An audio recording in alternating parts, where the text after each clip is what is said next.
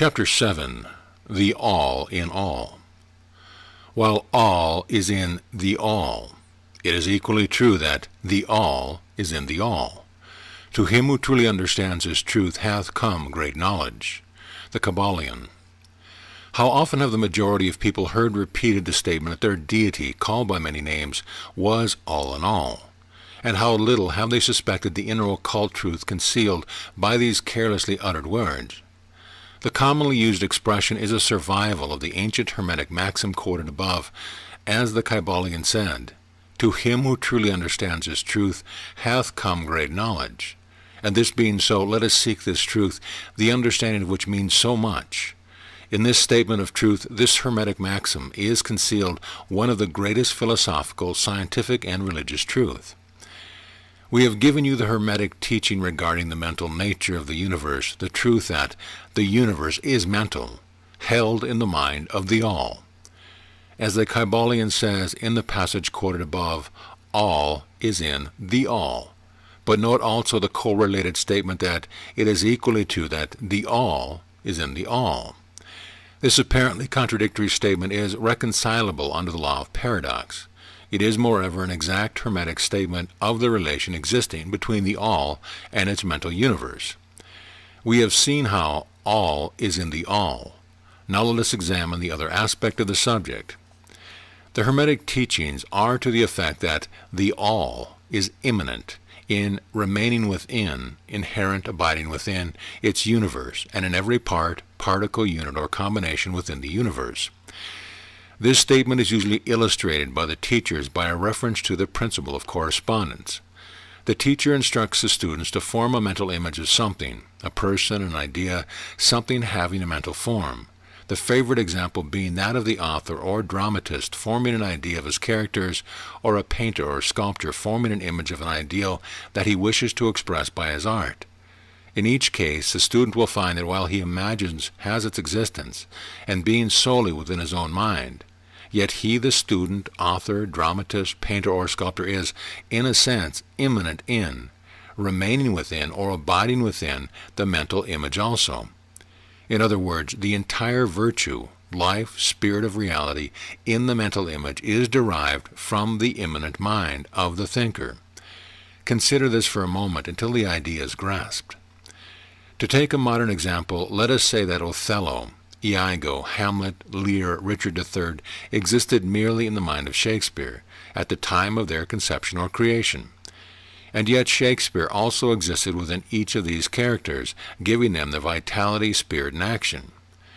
Whose is the spirit of the characters that we know as Micawber, Oliver Twist, Uriah Heep? Is it Dickens, or have each of these characters a personal spirit independent of their creator?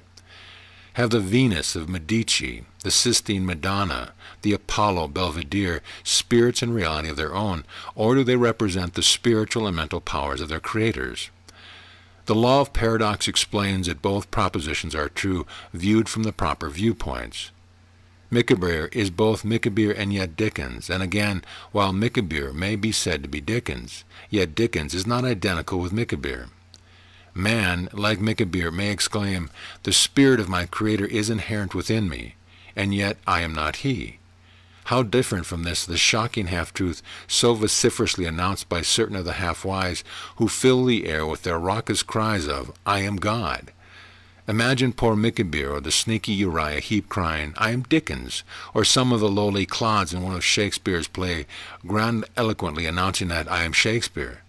The all is in the earthworm, and yet the earthworm is far from being the all. And still the wonder remains that though the earthworm exists merely as a lowly being, created and having its being solely within the mind of the all, yet the all is immanent in the earthworm, and in the particles that go to make up the earthworm. Can there be any greater mystery than this of all in the all and the all in all? The student will, of course, realize that the illustrations given above are necessarily imperfect and inadequate, for they represent the creation of mental image in finite minds, while the universe is a creation of infinite mind, and the difference between the two poles that separates them. And yet it is merely a matter of degree. The same principle is in operation. the principle of correspondence manifests in each as above, so below, as below, so above. And in the degree that man realizes the existence of the indwelling spirit immanent within his being, so will he rise in the spiritual scale of life. This is what spiritual development means, the recognition, realization, manifestation of the spirit within us. Try to remember this last definition, that of spiritual development. It contains the truth of true religion. There are many planes of being, many subplanes of life, many degrees of existence in the universe, and all depend upon the advancement of being in the scale, of which scale the lowest point is the grossest matter, the highest being separated only by the thinnest division from the spirit of the all. And upward and onward along this scale of life everything is moving. All are on a path whose end is the all. All progress is a returning home. All is upward and onward, in spite of all seemingly contradictory appearances. Such is the message of the illumined. The Hermetic teachings concerning the process of the mental creation of the universe are that at the beginning of the creative cycle, the all, in its aspect of being, projects its will toward its aspects of becoming, and the process of creation begins. It is taught that the process consists of the lowering of vibration until a very low degree of vibratory energy is reached, at which point the grossest possible form of matter is manifested.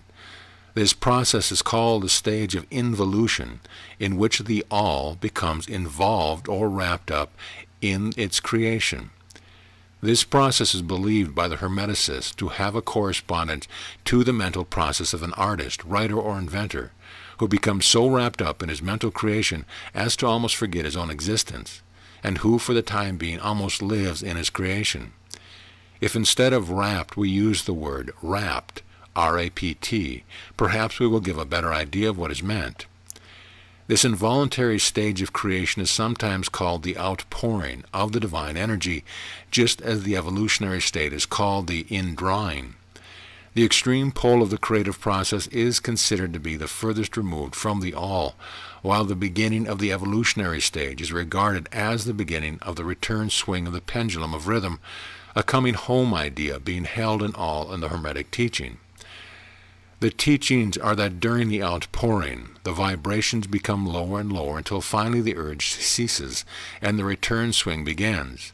But there is this difference that while in the outpouring the creative forces manifest compactly and as a whole, yet from the beginning of the evolutionary or indrawing stage there is manifested the law of individualization, that is, the tendency to separate into units of force, so that finally that which left, the all, as individualized energy returns to its source as countless, highly developed units of life, having risen higher and higher in the scale by means of physical, mental, and spiritual evolution.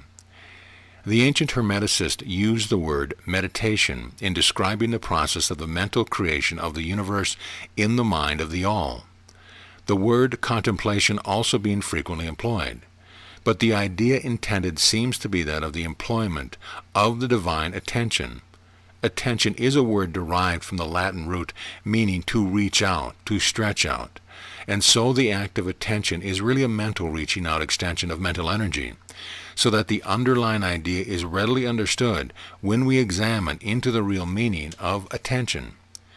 The Hermetic teachings regarding the process of evolution are that the all, having meditated upon the beginning of the creation, having thus established the material foundations of the universe, having thought it into existence, then gradually awakens or rouses from its meditation, and in so doing starts into manifestation the process of evolution on the material, mental, and spiritual planes, successfully and in order.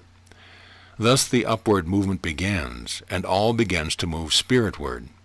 Matter becomes less gross, the units spring into being, the combinations begin to form, life appears and manifests in higher and higher forms, and mind becomes more and more in evidence, the vibrations constantly becoming higher. In short, the entire process of evolution in all of its phases begins and proceeds according to the established laws of the indrawing process. All of this occupies eons upon eons of man's time, each eon containing countless millions of years, but yet the illumined inform us that the entire creation, including involution and evolution of a universe, is but as a twinkle of the eye to the All. At the end of countless cycles of eons of time, the All withdraws its attention, its contemplation and meditation of the universe, for the great work is finished, and all is withdrawn into the All from which it emerged. But mystery of mysteries, the spirit of each soul is not annihilated, but is infinitely expanded. The created and the Creator are merged. Such is the report of the illumined. The above illustration of the meditation and subsequent awakening from meditation of the All is, of course, but an attempt of the teachers to describe the infinite process by a finite example. And yet, as below, so above. The difference is merely in degrees. And just as the All arouses itself from meditation upon the universe, so does man, in time, cease from manifesting upon the material plane and withdraws himself more and more into the indwelling spirit, which is indeed the divine ego. There is one more matter on which we desire to speak in this lesson, and it comes very near to the invasion of the metaphysical field of speculation, although our purpose is merely to show the futility of such speculation. We allude to the question which inevitably comes to the mind of all thinkers who have ventured to seek the truth. The question is, why does the All create universes? The question may be asked in different forms, but the above is the gist of the inquiry. Men have striven hard to answer this question, but still there is no answer worthy of the name. Some have imagined that the All had something to gain by it, but this is absurd, for what could the All gain that it did not already possess? Others have sought the answer in the idea that the All wished something to love, and others that it created for pleasure or amusement or because it was lonely, or to manifest its power, all puerile explanations and ideas belonging to the childish period of thought. Others have sought to explain the mystery by assuming that the All found itself compelled to create, by reason of its own internal nature, its creative instinct. This idea is an advance of the others, but its weak point lies in the idea of the All being compelled by anything, internal or external. If its internal nature or creative instinct compelled it to do anything, then the internal nature or creative instinct would be the absolute instead of the All. And so accordingly that part of the proposition fails. And yet the All does create and manifest, and seems to find some kind of satisfaction in doing so. And it is difficult to escape the conclusion that in some infinite degree it must have what would correspond to an inner nature or creative instinct in man, with correspondingly infinite desire and will. It could not act unless it willed to act, and it would not will to act unless it desired to act, and it would not desire to act unless it obtained some satisfaction thereby. And all of these things would belong to an inner nature, and might be postulated as existing according to the law of correspondence. But still we prefer to think of the All as an acting entirely free from any influence, internal as well as external. That is the problem which lies at the root of difficulty, and the difficulty that lies at the root of the problem. Strictly speaking, there cannot be said to be any reason whatsoever for the All to act, for a reason implies a cause, and the All is above cause and effect, except when it wills to become a cause, at which time the principle is set into motion. So you see, the matter is unthinkable, just as the All is unknowable. Just as we say the All merely is, so we are compelled to say that the All acts because it acts. And at last the All is all reason in itself, all law in itself, all action in itself, and it may be said truthfully that the All is its own reason, its own law, its own act, or still further, that the All, its reason, its act, its law are one, all being names for the same thing. In the opinion of those who are giving you these present lessons, the answer is locked up in inner self of the All, along with its secret of being. The law of correspondence, in our opinion, reaches only to that aspect of the All which may be spoken of as the aspect of becoming. Back of that aspect is the aspect of being, in which all laws are lost in law, all principles merge into principle, and the All, principle and being, are identical, one and the same. Therefore, metaphysical speculation on this point is futile. We go into the matter here merely to show that we recognize the question and also the absurdity of the ordinary answers of metaphysics and theology. In conclusion, it may be of interest to our students to learn that while some of the ancient and modern Hermetic teachers have rather inclined in their direction of applying the principle of correspondence to this question, with the result of the inner nature conclusion, still the legends have it that Hermes, the Great, when asked this question by his advanced students, answered them by pressing his lips tightly together and saying not a word, indicating that there was no answer.